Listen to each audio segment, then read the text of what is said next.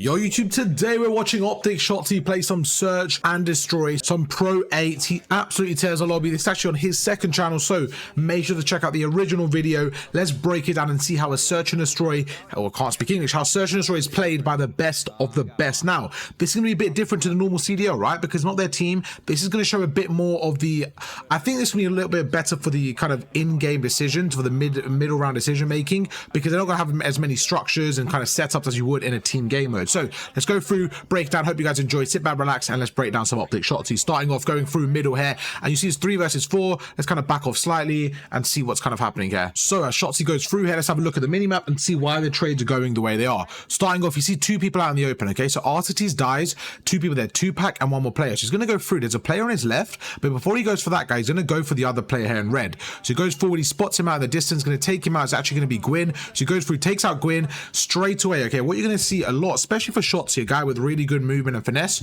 every kill he gets, he's going to go for that reposition. Now, why do they reposition? What's the importance of it? Well, if we back off for a moment and let's kind of reverse, let's try to use some reverse psychology and see from the other perspective. Soon as we see this red dot, okay?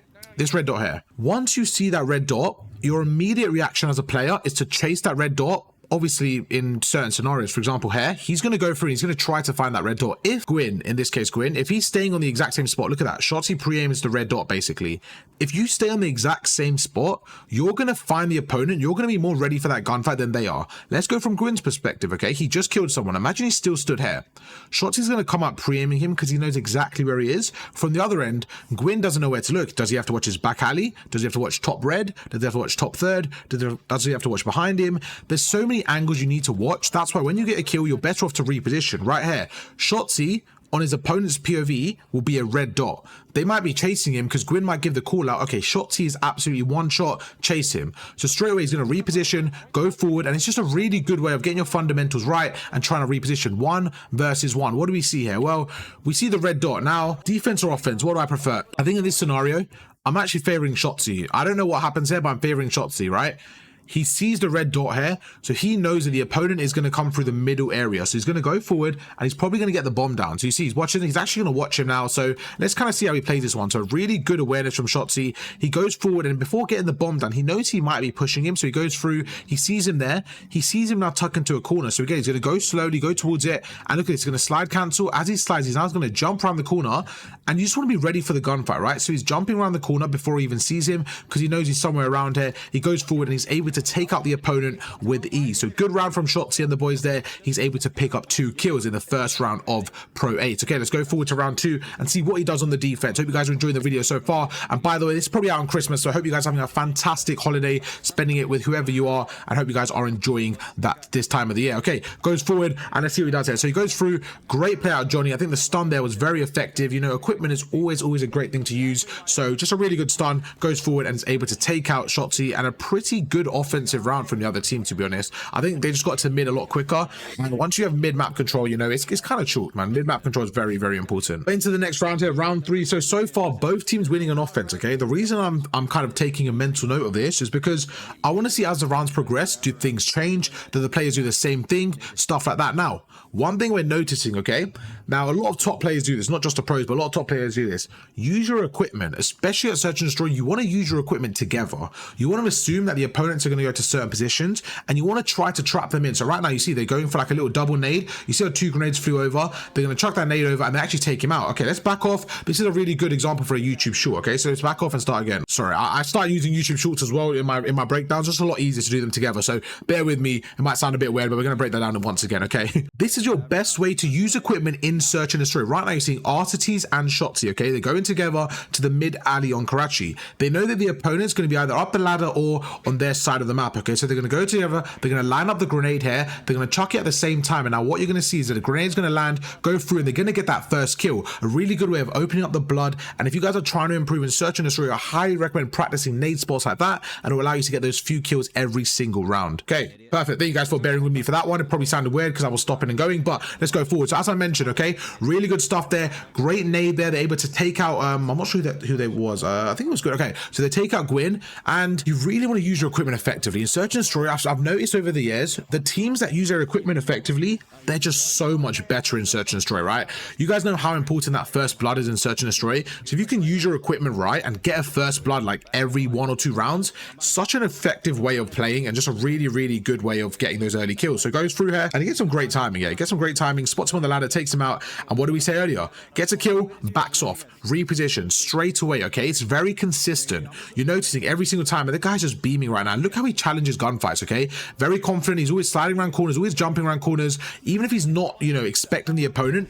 he's going to be ready because he's going to be sliding, going to be jumping right here. He doesn't know where he is, but he's ready for the gunfight. His centering's on point, and all these little mechanics is what makes him such a great player and such a fun player to watch, because he's always just, you know, just an exciting POV, playing aggressive. And if someone like Shotzzy is taking over the map, it's going to be very dangerous from the other team. So 3 rounds in a row, 3 offense wins. Okay, so let's see if maybe a defense can take a side here. Let's see what happens. He's going to go to the top ladder, just like I spoke about in the last round. You know, it's a really popular nade spot. So look what he does. He chucks a trophy system just to stop that little pre-nade goes through, goes over to red now, and he's trying to get mixy with it. So his teammates watching the alleyway, his teammates watching middle alley, and this is his chance to kind of play around red and maybe get a pick. So this might be a defensive win here, purely because they've got a lot of map control. So again, goes for that nade, cooks it over to B here.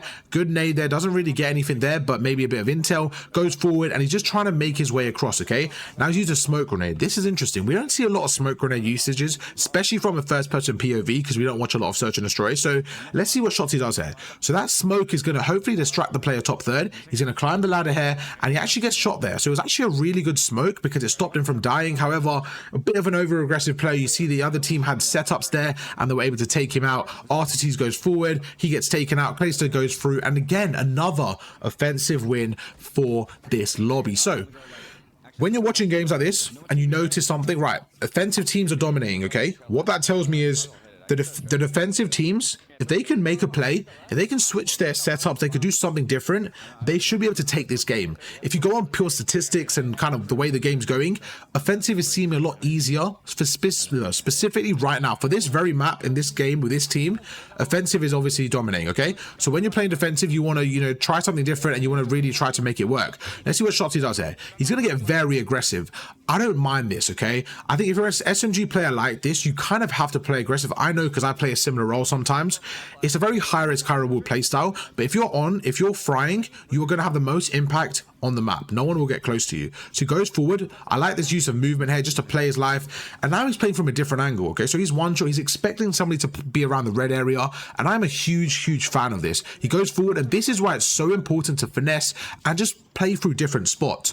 The opponent here has no clue. He has no clue that the opponent's up here. Johnny has no clue. Shotzzy's here, goes forward, he takes out one, and at this point he's basically one shot. Okay, so he's going to back off, play his life a little bit. He knows somebody might challenge him from red, and that is a phenomenal play. Playing his life, backs off a little bit, he sees Snoopy, he's able to take him out, jumps across there. Let's see what he does here. I think that's a really smart play. I'm actually gonna have to back that one off. You guys know it's time for a YouTube short breakdown. Okay, let's go forward there.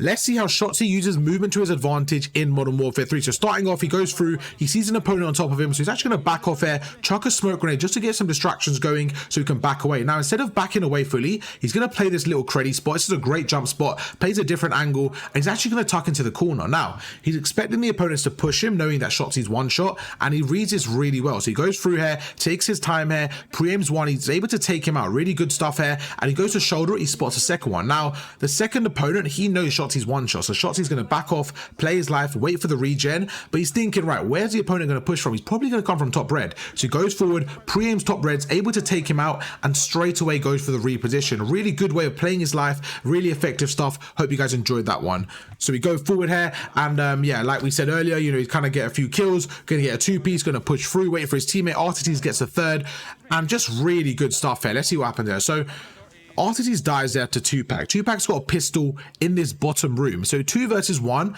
you don't want to overcommit here. So he's going to watch over, make sure no one's pushing him. It's very important to play with your teammate here. This is where so many people, in my opinion, have a disconnect. Do you go by yourself? Do you play with your teammate? I think it depends on the scenario. So I'm a fan of this right now. I don't think this isn't overcommitting, okay? This is just getting information. Right now, he pushes through. He says, okay, no one's bottom. So he's basically giving his teammates comms. All right, no one's here. He's pushing through middle or their side, and he's just going to hold this angle. And look at this. He sees his shadow in a second. Let's see where it is. I think he sees it. Where is it? Any second now. There you go. So he sees him there, right? So he's giving his teammate comms. Okay, he's coming through middle. He's just going to hold this, and now he knows exactly what's happening. He knows he's going through middle. He's going to try to flank him and try to play his life there. He goes through and he's able to take him out. At that point, Tupac's not going to wrap back around. There's only 20 seconds left. He only has one way to go. It's going to be up the ladder or through this little alleyway here. So really good discipline out of Shotzzy to play his life there, and he's actually able to get 3 kills that round. And this is what I mean. Such a high risk, high reward play style. And if you can get it kind of down, if you can really understand it, analyze it, you know, you're going to be great in terms of just if you can play this effect. What did we yo first of all, that wasn't English what I just said, but what did we just see? What the bro, I need a second to just, what did I just see? We all know Shotzzy has the best movement in the CDL, but this clip right here just proved it. Look what he does here. He goes through, he jumps on this little barrier, jumps across there, goes to the jump shot, goes across and goes behind his opponent before he even reacts. That was the best movement I've seen in Modern Warfare 3, and that's why it's so important to learn line of sights and jump spots in this game. Oh my God, that was insane. I am mind blown. Bro, I'm in disbelief right now. Did that guy just do? No way, he just did that. Hey, you guys might not be as impressed as me. Maybe you've seen that spot, but I just saw something crazy right there. I've never seen that before. That was insane. Hey, fair play to Shotzzy, bro. That guy is just, the guy is disgusting, bro. Hey, I'm an Optic fan, so I love having Shotzzy on the team. This guy is gross, bro. Even back in Dallas Empire, I used to hate him because I was such an Optic fan. I was like, bro, this guy is just so good. His movement was always insane. Anyways, stop glazing Shotzzy. Let's get back to the video. So 2 versus 3 here. What can they do? So RTT's on the left here. Shotzzy does have bomb. This is probably going to be a round loss here. But as we mentioned right on the defense, they won the last defense, which is kind of separating them as we spoke about.